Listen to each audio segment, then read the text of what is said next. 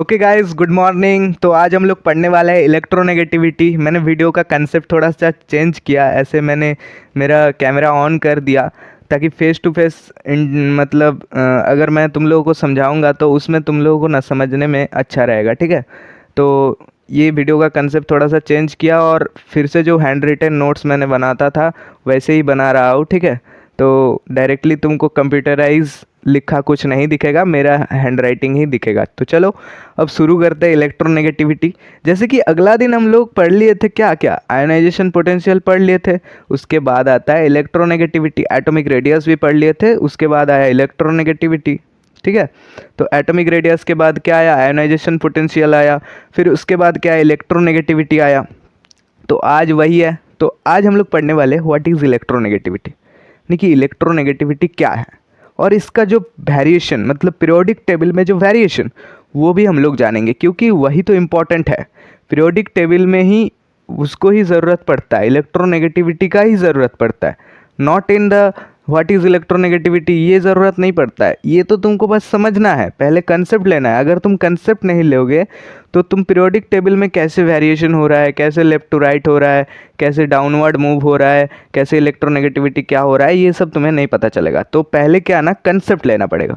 तो देखो what is electronegativity. Electronegativity actually में क्या होता है, measured with Millikan scale and Pauling scale. मतलब इलेक्ट्रोनेगेटिविटी जिससे मेज़र किया जाता है, ऐसा हम लोग का दुनिया में बहुत सारी चीज़ है, सबको ही हम लोग मेज़र करते हैं। जैसे मान लो तुम्हारे लेंथ हम लोग मेज़र करेंगे तो किससे मेज़र करेंगे, एक मीटर का टेप रहेगा उससे हम लोग मेज़र करेंगे, या फिर मान लो एक बुक का लेंथ हम लोग मेज़र करेंगे तो स्केल से मेज़र कर सकते हैं। उसी तरह इलेक्ट्रोनेगेटिविटी को भी हम लोग मेज़र करेंगे मुलिकन स्केल और पाउलिन स्केल में।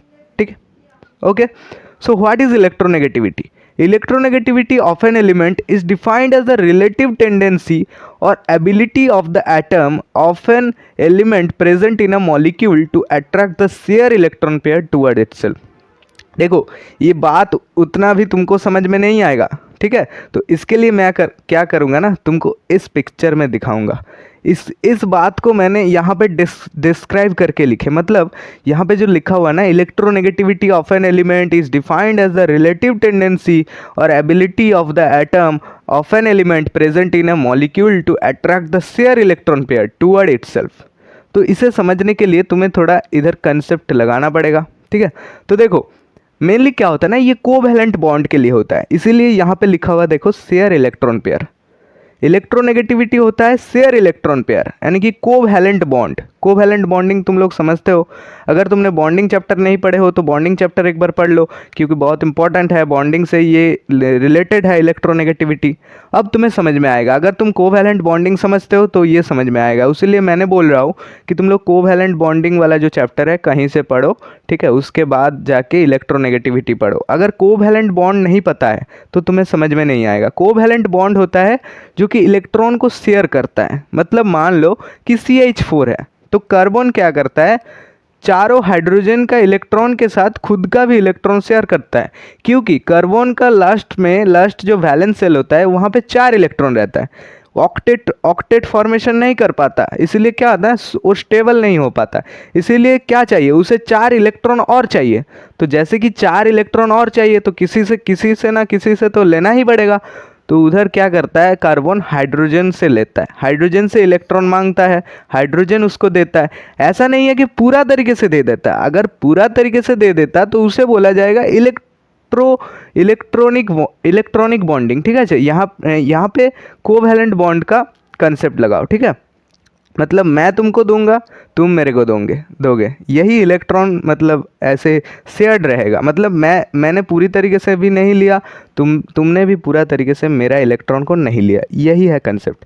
अब देखो HCl, सपोज HCl भी एक कोवैलेंट बॉन्ड है।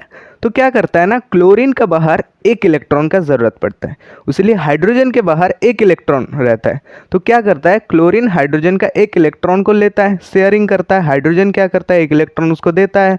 क्लोरीन क्या करता है, एक इलेक्ट्रॉन को ले लेता है। तो इनमें कोवैलेंट बॉन्डिंग रहता है। अब देखो मैंने तुमको एक चीज़ दिया, तुमने भी लिया।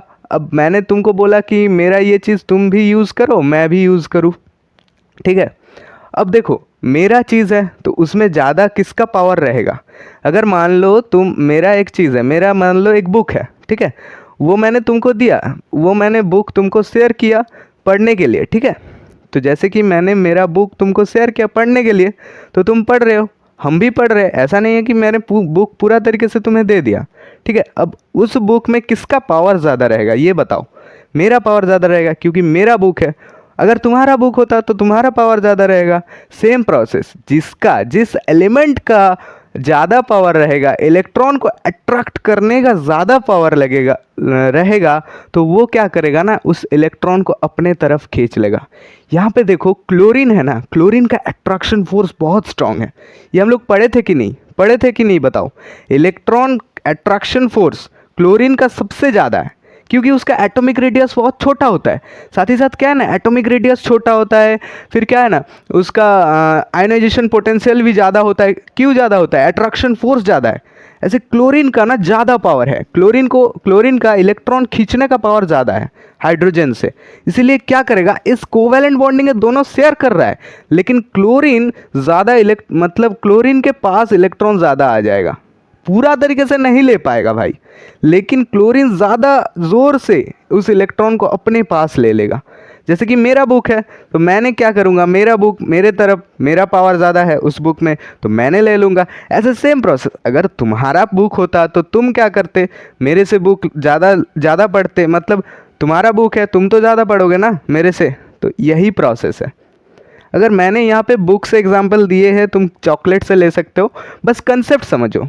जो HCl होता है कोवैलेंट बॉन्ड, अब जिसका अट्रैक्शन फोर्स ज़्यादा है, मतलब जो जितना ज़ोर से इलेक्ट्रॉन को खींचता है उसका इलेक्ट्रोनेगेटिविटी ज़्यादा होता है। समझ में आया? जो जितना ज़ोर से इलेक्ट्रॉन को खींचता है उसका इलेक्ट्रोनेगेटिविटी ज़्यादा होता है।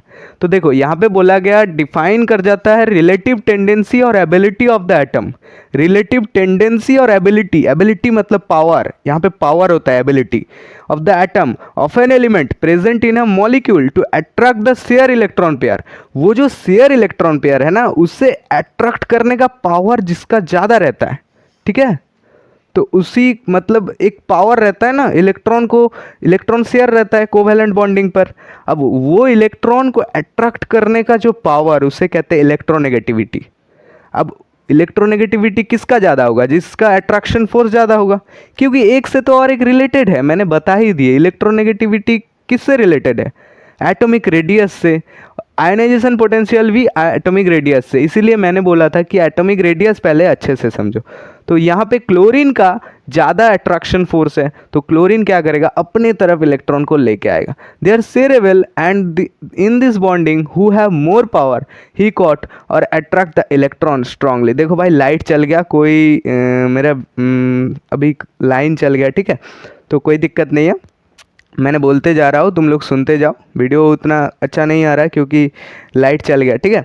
तो देखो अब वेरिएशन पे आता है। इतना समझ गया हो ना, जो शेयरेबल इलेक्ट्रॉन होता है, जो कि शेयरेबल इलेक्ट्रॉन होता है, तो शेयरेबल इलेक्ट्रॉन क्या करता है ना, अपना जो शेयरेबल इलेक्ट्रॉन क्या करता है, अपना जो मतलब पावर होता है, शेयरेबल इलेक्ट्रॉन जो होता है उसको अपने तरफ खींच के रखता है।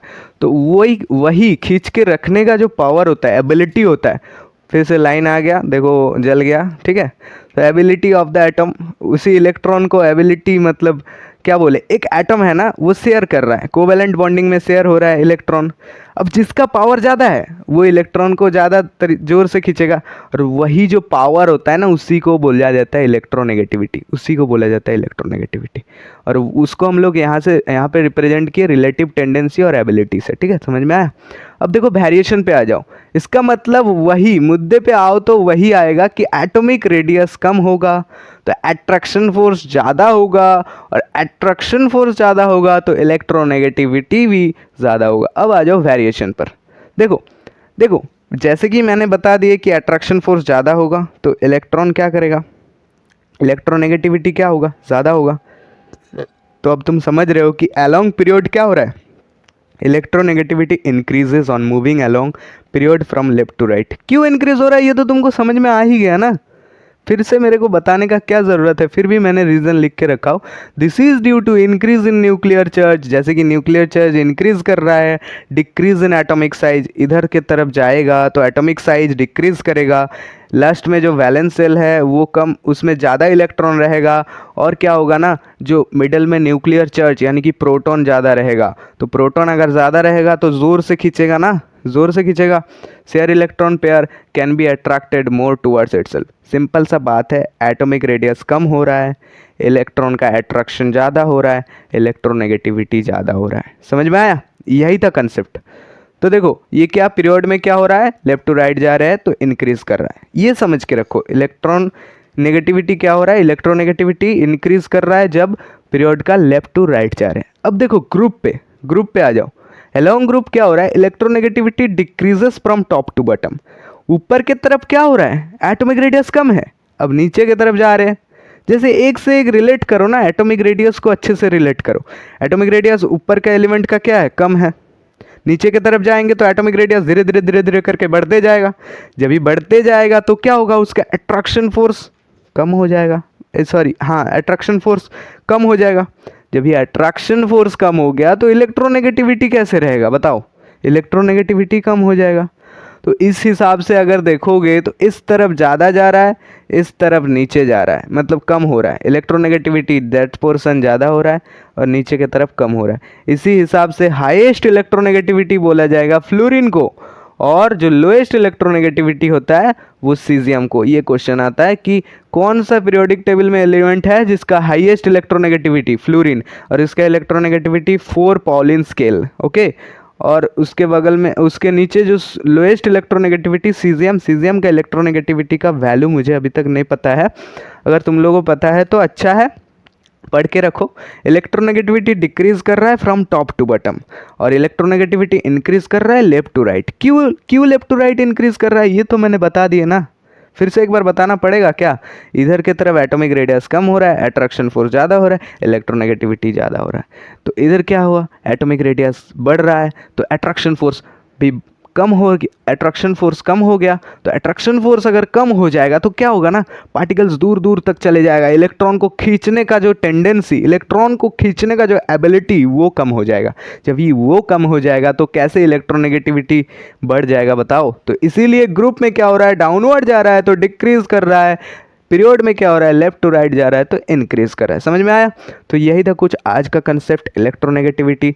तो तुम लोग कमेंट करके बताओ कि आज का वीडियो कैसा लगा। अगर अच्छा लगा तो बताना, ख़राब भी लगा तो बताना, क्योंकि ऐसे वीडियो लाने का मैं कोशिश कर रहा हूँ, क्योंकि तुम्हारे साथ अगर मेरा फेस टू फेस इंटरेक्ट होगा तब मेरा वीडियो समझने में और तुम्हें अच्छा होगा, इसलिए मैंने ऐसा कंसेप्ट लगाया। मेरे भी कंसेप्ट डेवलप होते जा रहा है यूट्यूब पर, ठीक है। तो थैंक यू, आज का वीडियो यहाँ पे ख़त्म करते हैं, बाय बाय।